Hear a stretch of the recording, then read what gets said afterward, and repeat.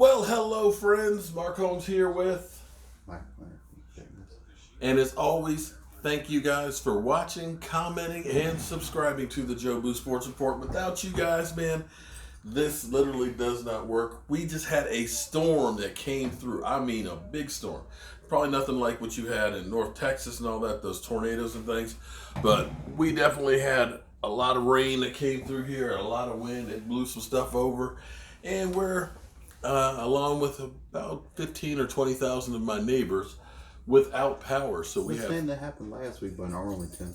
Yeah, in Arlington. They had some trees and stuff that went over. Yeah, their power was out for I think for that night. Well, what's worrisome is it used to be we never had power outages in my house.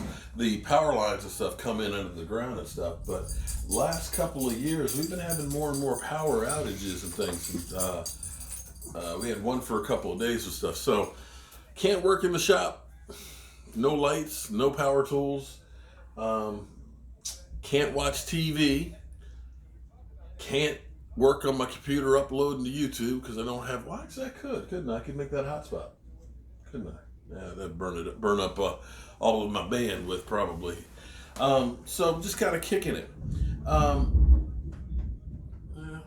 We've got severe thunderstorm warnings out until 9:30 tonight, so it's going to be a long evening. No going to the gym today. Well, hopefully we get the power back on because I don't like to be. I can't sleep in the heat. But I was sitting here. They probably won't work on it until after the storms are over. Probably won't, yeah, because being on the power line with it. Yeah, with the thunder and that. This is true. And see, the thing is, this is just the first wave. We got another wave coming behind it.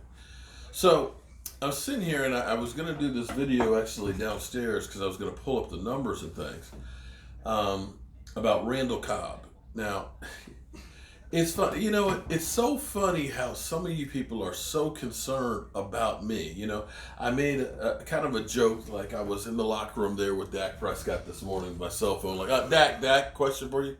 And this person challenged my mental state.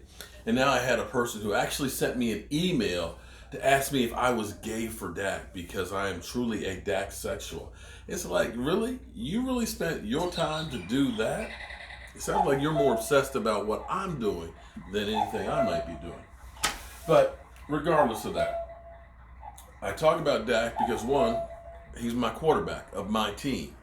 And as the quarterback goes, so does the team go. And it's the offseason. There's only so much stuff to talk about, right? And when you get tad bits of things or you notice things that are different, I'm going to talk about it because I do see a difference between him this year versus last year. You know, last year coming off of where he regressed and listening to all you trolls talking about how much he sucked and everything else, and having that pressure of knowing that he lost Des Bryant, knowing that he lost Jason Witten and stuff. It seemed like he had the weight of the world on his shoulders.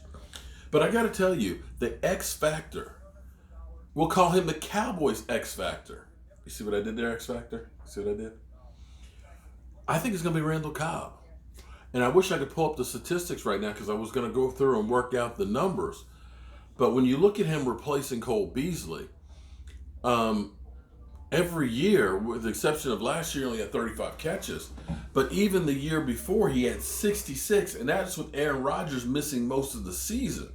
You know, he's got other years where he's got like 76 and 80 and 90 catches. So if you just go by the averages, he should be over 50 catches this year and over 5 or 6 touchdown catches.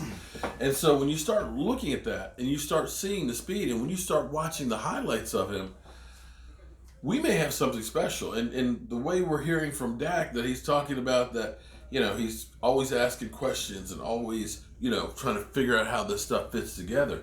And you got to definitely think working with Aaron frickin' Rodgers is huge. The fact that Aaron Rodgers did not want him to go. He actually went to the organization and said, look, don't let this guy go.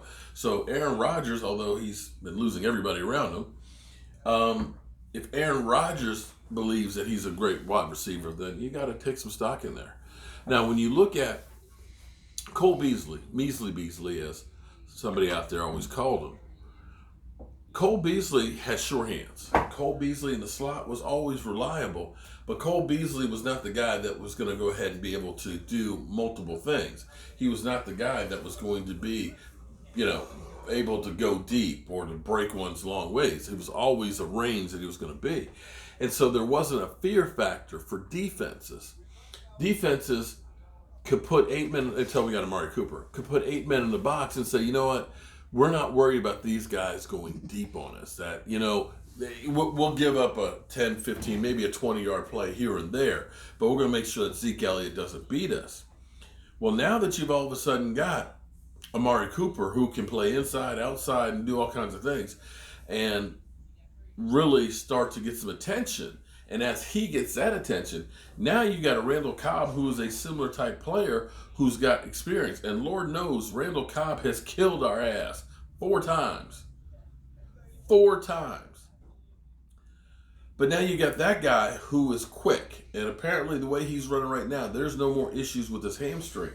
And so he's making his way on through there. So now you got 2 guys that are multifaceted, multi-talented guys that are going to make that offense that much better.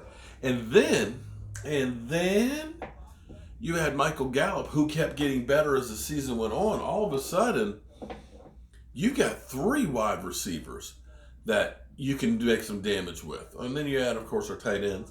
You had Zeke Elliott, and you're looking now at Kellen Moore, who is becoming the mad scientist. He's not going to coach up in the booth. He's going to be down on the field working with the guys. He's doing 10 personnel, 21 personnel. He's doing all kinds of different things, showing us, what Lord knows, 4 wide outs in the red zone. So it's going to be unpredictable, and it's going to be different than what we've seen. Now, what was really, really interesting was, and I can't play the clip on it, of course, right now because, well, got no power. But they were looking at teams that could dethrone the New England Patriots as the next dynasty. Number 3 was the Dallas Cowboys. That's obvious. But we haven't won a Super Bowl in forever. Yeah, but you know what our divisional record is against the New England Patriots? No, but to be like the New England Patriots. I thought you said beat them in the Super Bowl, so we can easily beat them in the Super Bowl. To dethrone them as the next dynasty. I think the next dynasty. I think we'll beat them in the Super Bowl. Well, see, this is real talk now. Okay, I'm gonna try not to be a homer here. And here's the thing: the Eagles believe that we're the most talented. You listen to Philly 500 and what's that other guy? I have no idea. LB. I have no idea. He's kind of full of himself. I have no idea. Who? Devil? Is it Devil? I don't know. Some Eagle YouTube. I don't know who he is. Devil, Low Life. No. What is it? LB. It's not. I don't know who he is. Lower Brother? No. What is it? I don't know. Leaving Betty? No. What? Its initials are LB. What is it? Low on Brains? No. What is it? Oh, Lord Bronson. That's it. Lord Bronson. Yeah. Okay, that's it. Right. Yeah. But maybe Lower Brains is better. But Lord Bronson and those guys that are saying that the Eagles have the most talent, in the NFL and stuff. But here's an interesting statistic, because I went through and I did the work. On average, teams that go to the Super Bowl in the NFC 2 years after going to the Super Bowl, on average, are about 3.1 wins less than they were when they went to the Super Bowl. Because take a look at, say, the Atlanta Falcons 2 years past the Super Bowl. They didn't make the playoffs last year. Take a look at the Carolina Panthers that were in the Super Bowl a few years ago. Not a playoff team. And so this is that whole law of averages. And when you think about the Eagles team, they have a lot of players that are getting up there in age. They have, I think, 7 players that are over the age of 30. And you've got some guys that are playing valuable spots. Deshaun Jackson and Jason Peters and these guys that are up there that are very important parts of the team. And as we learned the hard way, when you lose a Sean Lee and a Des Bryant and a Tyron Smith, it can change your season completely. And I'm not sold that their running game is as good as it was in 2017. And see, that's the thing that gets lost because everybody keeps talking about, Carson Wentz was on, an all-pro, MVP season. But he had the third best running attack in the NFL. He had the offensive line that was actually playing a hell of a lot better than what we had playing. And they had a great defense and a great running attack. So a lot of those things also help to elevate Carson Wentz's numbers. But we'll see what happens if you lose a few pieces. But that's the cautionary tale for them. On the flip side, you look at this Dallas Cowboy team. This team is so young. Think about Jalen Smith and Leighton Vander Esch. They only have 3 years of playing between the two of them. Yet they're some of the best players at linebacker in the NFL. DeMarcus Lawrence, you have a guy who is lights out when he's healthy out there. And then you add Robert Quinn and stuff. You look at the offensive line that, now we get Travis Frederick back. Zach Martin's back on 2 legs. Tyron Smith is healthy in the offseason for once. And you've got a bunch of other guys that are hungry to get the spot. McGovern is not like, I ain't saying that I'm just going to be here to be a sub, a backup. I'm looking to start. You got Connor Williams who wants to be a tackle. He's been playing.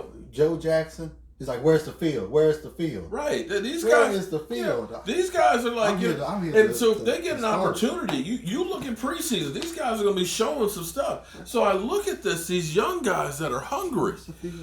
You all of a sudden are beginning to get New England-like when you start talking about changing things up because as you have guys get old, you have other guys to step in behind them. So you can see that the Connor McGovern is ready to, and Connor Williams, that, maybe he's ready to step in to be Tyron Smith's replacement and things. You got this guy, Connor McGovern, who might be ready to start at guard right now. So you got these guys that when you start losing veterans that you're replacing with younger guys. And I'm going to tell you, man, Tristan Hill, I think he's going to be an absolute positive beast. And so you've got a mix of a few older veterans that are teaching the craft. And now you got these young pups that don't know any better that are ready to go out there like a pack of wild animals. What do you think? What you got coming up? Nothing? Yeah. I can't do anything with the power outage. Well, we can upload from a cell phone at least. I go to the gym if it's not thundering. Yeah. Well, Okay. or like, yeah. Well, the first part of the storm's actually passed. Maybe they can get up and start working on electricity. Oh, well, guys, I better save my batteries because who knows how long it'll be out. We've had power out one time for, I think, 3 days. And unfortunately, my generator's down the road. I'm Mark Holmes with Michael Anthony Fitness. and I'll see you soon.